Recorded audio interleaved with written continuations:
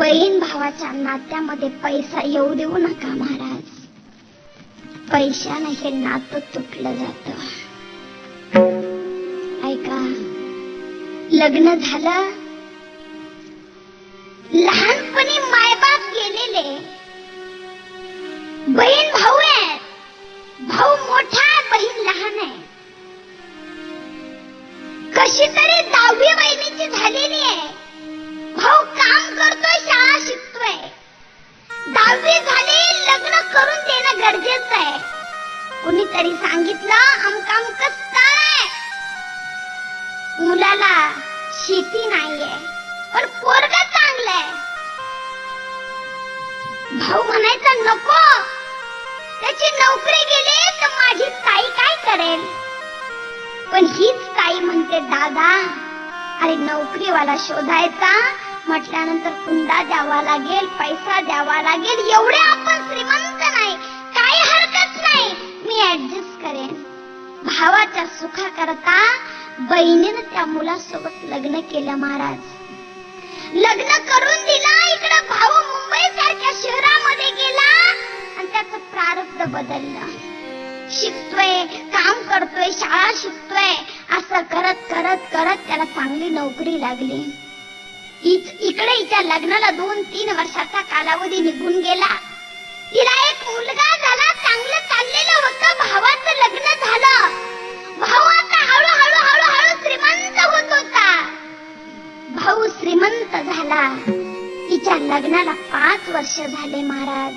भाऊबीजेचा सण आहे. भाऊबीजेचा दिवस उजडला. आमचं महिला मंडळ बर का, पुरुष वर्ग, इथून घरी गेल्यानंतर एक वाक्य माझं व्यवस्थित ऐका. स्त्री जीवन असं आहे महाराज. तिची एवढी नाळ जोडलेली असते ना आपल्या माहेराशी. माहेरात आई नसू दे, बाप नसू दे, तरी ती आपल्या नातवाला म्हणते, अरे माझ्या भाच्याला फोन कर ना. रक्षाबंधन आणि भाऊबीज हे 2 दिवस आपल्या बहिणीला तुम्ही कधी विसरू नका महाराज. मरेपर्यंत ती आपल्या माहेराचं चिंतन करत असते. एरवी तुम्ही फोन नाही केला काही वाटत नाही, पण ते 2 दिवस तिच्या जीवनामध्ये खूप भयानक असतात. कारण ती लेक आहे ना महाराज. दिसाड दिसन गेले, काही सुके काही ओले, माझ्या काळजाची आग आभाळाला बोले. लेक वडाची पारंबी दोन्ही घराला जोडते, सासर माहेर पांग बापाचा फेडते. जेव्हा बापाला कळाले त्याचे हृदय जळाले, तिचा गळा धरून त्यानं ठिपूस गाळले. लेक वडाची पारंबी दोन्ही घराला जोडते, माहेर सासर पांग बापाचं फेडते. आणि आता मात्र तिला सकाळ सकाळ झालेली आहे. पटकन तिनं आवरलेलं आहे.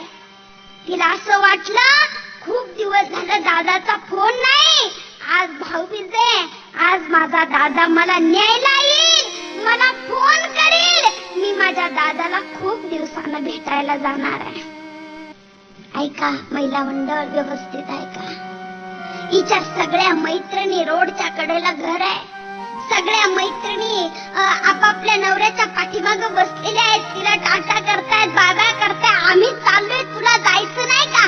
ही म्हणते हो मला जायचंय ना, पण वेळ आहे, पण वेळ आहे. हिचा 5 वर्षाचा मुलगा जवळ येतो. आई, ए मम्मी, सगळे गेले ग माझे मित्र, आपल्याला नाही जायचं का मामाच्या घरी?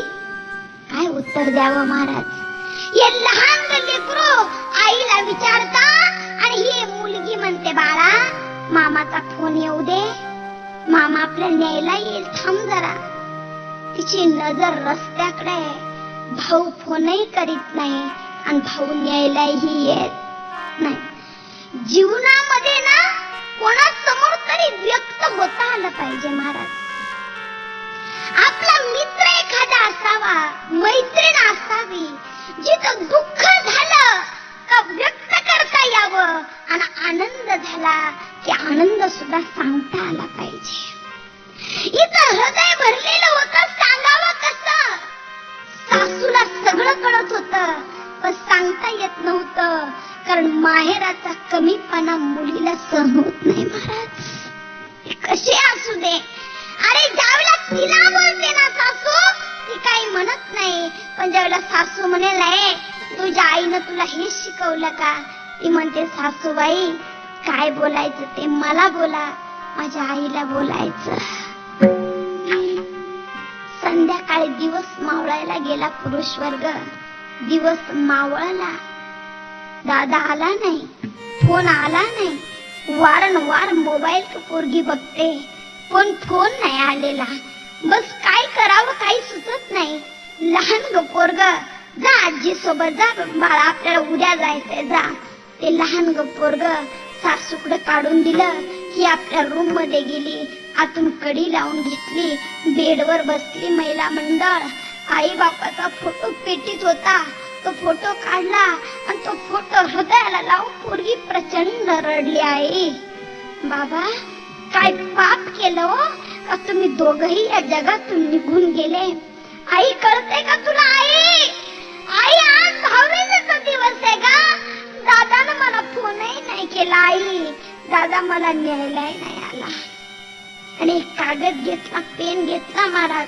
तिच्याकडे मोबाईल नव्हता का? होता, पण तिला व्यक्त व्हायचं होतं म्हणून तिने कागद घेतला, पेन घेतला आणि त्याच्यावर 4 ओळी लिहिल्या. त्या ओळी मी तुम्हाला सांगते, मी थांबते. त्या ओळी होत्या, ते पहिलं वाक्य होतं, गर्दीत माणसांच्या हरवला माझा भाऊ, सांगणार आहे दादा तुला कोणत्या पत्त्यावर भेटायला येऊ. खूप श्रीमंत झालास दादा, तुला वेळ नाही यायला, तू माणसांच्या गर्दीत हरवून गेला. मला सांग ना, मी तुला भेटायला येते. पुढे ती मुलगी म्हणते, दादा नको घरदार, तुला वाटत असेल वाटा मागेल, नको नको घरदार, नको पैसा पाणी, देवाकडे करते माझ्या दादाच्या सुखाची विनवणी. सांग मी गरीब आहे, कोणत्या रंगाचा शर्ट घेऊ, सांग तुला कोणत्या पत्त्यावर भेटायला येऊ. पुढे ती म्हणते, 6 महिने झालं तुझ्या दाजीचं काम गेलंय, गावाला आलोय रे आम्ही दादा. दादा 6 महिने झालं तुझ्या दाजीचं काम गेलंय, मला तर शेती नाही, मी दुसऱ्याच्या शेतात कामाला जाते आणि हातावरचे फोड बघितले की मला तुझी खूप आठवण येते. तू नको वाईट वाटून घेऊ की माझं प्रारब्ध आहे की माझं नशीब आहे. मला फक्त सांग तुला कोणत्या पत्त्यावर भेटायला येऊ. उचलत नाही फोन म्हणून वहिनीला फोन केला, उचलत नाही फोन म्हणून वहिनीला फोन केला. रॉंग नंबर म्हणून तिनं माझा फोन कट केला. तू तिला काही नको बोलू, मला सांग मी कोणत्या पत्त्यावर भेटायला येऊ. पुढची अक्षर हृदय हलवणारी महिला मंडळ. आई बाबा गेले, माहेर पोरत झालं आणि त्यांच्या आठवणीचा आभाळ आज माझ्या डोळ्यात आलं.